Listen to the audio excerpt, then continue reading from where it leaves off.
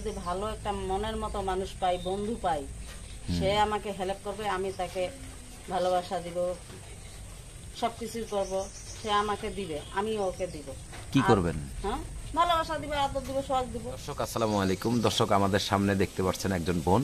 তো আসলে এই বোনটির জীবনের বাস্তব এবং সত্য গল্পটাই আজ আমরা তুলে ধরবো আপনাদের উদ্দেশ্যে। আপু আসসালামু আলাইকুম। ওয়ালাইকুম সালাম। আসসালামু আলাইকুম। ওয়ালাইকুম সালাম। আপনার নাম ঠিকানা বলেন। আমার নাম বৃষ্টি, আমার বাসা দিনাজপুর। একটু জোরে বলেন না আপা। আমার বাসা দিনাজপুরে, আমার ফুলবাড়ি, হ্যাঁ, গ্রাম ফুলবাড়ি, শহর দিনাজপুর।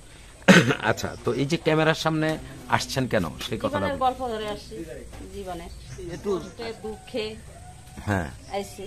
আচ্ছা। মা আছে, বাবা মারা যাওয়ার 9 বছর হইলো। হ্যাঁ, মা খুব অসুস্থ। তারপরে মনে করো আমার ভাই আছে, ভাই ঢাকায় থাকে, মেয়ে বড় হচ্ছে, 9.5 বছর বয়স, মাদ্রাসায় পড়ে। ওইখানে দিতে হয় 3000 টাকা মাস, মার ওষুধ কিনতে হয়। ক্যামেরার সামনে আসছি, কিন্তু আমার 6000 টাকা দিয়ে বাসা বাড়িতে কাজ করে পোষায় না, এই জন্য ক্যামেরার সামনে আসছি। তো বিয়ে ছাড়া যদি আপনি ভালোবাসা করেন, না, আমি বিয়ে করবো আদর না। দেন, সোহাগ দেন, তাহলে কি এটা কি বন্ধুতা হিসাবে করব? বন্ধুত্ব হিসাবে? হ্যাঁ। তো মেয়ের কি আবার বন্ধু হয়? বন্ধু হয় না, মেয়ে ওই মানুষের যে একটা কয়েক কথা আছে না, জীবনের যখন এমবি ফুরায় তখন সবে ফুরায়। জীবনের এমবি থাকিতেই খুঁজে দিতে হয়। আপনার কি জীবনের এমবি শুকায় গেছে নাকি? না, শুকায়নি, এখন আছে তো, আর কিছুদিন পরে গেলে শুকিয়ে যাবে, তখন তো আর ঘুরে কেউ তাকাবে না। তো জমিতে এখনই তো খুঁজে নিতে হবে। জমিতে চাষ হয় না? জমি আছে, কিন্তু চাষ করার মানুষ, এরকম হাল ধরার মানুষ নাই। ও আচ্ছা। হাল ধরতে পারে না। তো আসলে এই যে এখন হাল ধরার মতো কেমন মানুষ লাগবে? হাল ধরার মতন আমার মতন মানুষ লাগবে।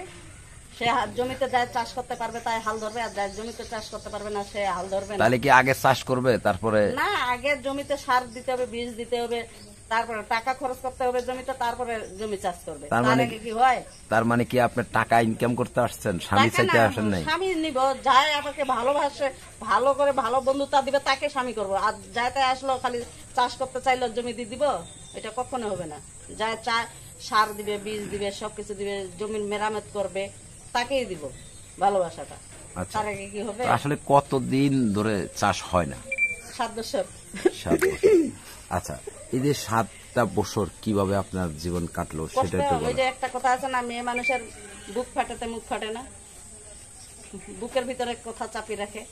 আচ্ছা, এই যে বুকের ভিতরে কতদিন কথা চাপায় রাখলেন? 7 বছর ধরে চাপাই রাখছি, আর চাপাই রাখতে পারি না, এখন মিডিয়ার সামনে আইছি বলার জন্য। আচ্ছা, মিডিয়ার সামনে এসে বললে কি সবকিছু সমাধান হয়? আছে, অনেকেই আছে যারা বুঝে, তারা আসবে সামনে আগাই। আচ্ছা, তো আপনার সাথে যোগাযোগের ব্যবস্থা কি? মোবাইল নাম্বার আছে। নাম্বারটা বলেন। আমি বলতে পারি না। আপনাদের নিজ দায়িত্বে, ইউটিউব কর্তৃপক্ষ এই ধরনের কোনো দায়িত্ব নেয় না, আপনারা আপনাদের নিজ দায়িত্বে সাহায্য করবেন। সকলের সেই পর্যন্ত ভালো থাকবেন, সুস্থ থাকবেন। আল্লাহ হাফেজ। আসসালামু আলাইকুম। বলেন। আরেকটা কথা আছে, বাংলাদেশে যেন ফোন দেয় না, ফোন দিলে যেন ভালো মতো কথাবার্তা বলে, এমনিতে বলে, কিন্তু বাজে ধরনের কথাবার্তা যেন বাংলাদেশি গুলো বলে না। আর বললো সেরকম করে বলে, যেন ওদেরও মা বোন আছে। এটাই আমার শেষ কথা। আসসালামু আলাইকুম। ওয়ালাইকুম আসসালাম।